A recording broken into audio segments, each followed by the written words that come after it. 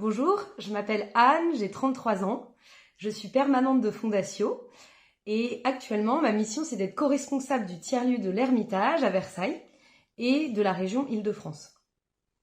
Aujourd'hui, je vais vous lire l'évangile du jour. Ensuite, je vous partagerai ce qui me touche dans ce texte et je finirai par vous proposer une invitation. J'ai choisi de lire l'évangile qui concerne la procession des rameaux et non pas la passion du Christ. Donc je vais vous lire l'évangile de Jésus-Christ selon saint Marc au chapitre 11, versets 1 à 10.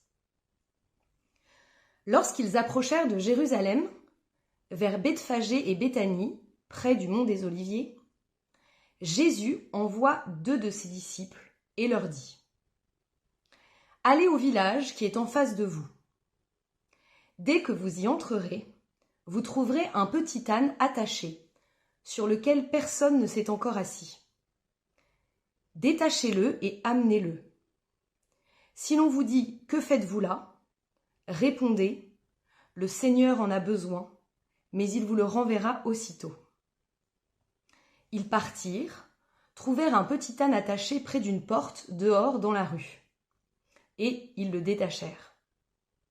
Des gens qui se trouvaient là leur demandaient : « Qu'avez-vous à détacher cet ânon ?» Ils répondirent ce que Jésus leur avait dit, et on les laissa faire. Ils emmenèrent le petit âne à Jésus, le couvrirent de leur manteau, et Jésus s'assit dessus. Alors, beaucoup de gens étendirent leurs manteaux sur le chemin, d'autres des feuillages coupés dans les champs. Ceux qui marchaient devant et ceux qui suivaient criaient : « Hosanna ! Béni soit celui qui vient au nom du Seigneur. Béni soit le règne qui vient, celui de David notre Père. Hosanna au plus haut des cieux. » Moi, ce qui m'a touchée dans ce texte, c'est un petit mot. C'est le mot « ânon ». En fait, ce qui me touche profondément, c'est que Jésus entre à Jérusalem sur un petit âne. Même pas un petit âne, sur un ânon, le petit d'une ânesse. Donc c'est une bête petite, fragile, qui va porter le Fils de Dieu. On pourrait s'imaginer que Jésus, donc il est acclamé comme un roi quand il arrive à Jérusalem, on pourrait l'imaginer sur un grand chameau ou un cheval de guerrier. Mais non, il entre sur un petit âne. Et un petit âne sur lequel aucun homme ne s'est jamais encore assis. Donc j'imagine que c'est quelque chose qui n'est pas commun. Ça doit être assez particulier. Et si j'imagine la scène, je peux voir Jésus qui a peut-être les pieds qui touchent le sol, qui est sur un âne qui sautille au rythme de ses pas. Et donc ça n'a rien de majestueux, comme on pourrait l'imaginer ou s'y attendre. Donc c'est vraiment ça qui me touche, c'est l'humilité du Christ qu'on peut sentir dans cet évangile.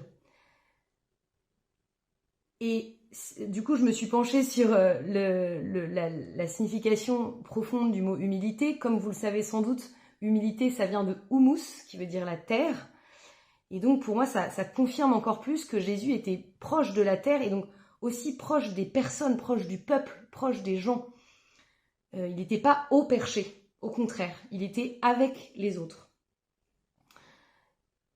Et donc, mon invitation aujourd'hui, c'est de vous proposer, de vous pencher sur l'humilité de Jésus et donc votre humilité à vous, notre humilité à nous. C'est de nous accueillir tels que nous sommes, humblement. Humblement, ça veut dire nous aimer avec notre part d'ombre et notre part de lumière. L'humilité, c'est ni me vanter, ni me dévaloriser.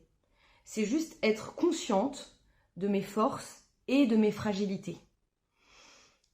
Et d'arriver à m'accueillir, à m'accepter telle que je suis, en vérité avec moi-même, avec les autres et avec le Christ.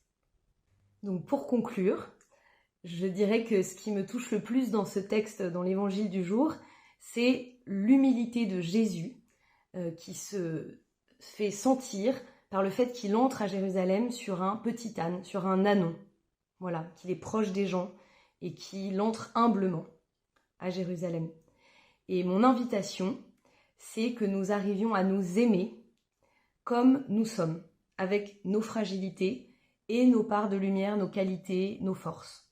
Voilà, qu'on puisse s'accueillir et s'accepter comme nous sommes, en ayant conscience de ces deux choses. Je vous souhaite une très bonne entrée en Semaine Sainte et je vous dis à bientôt.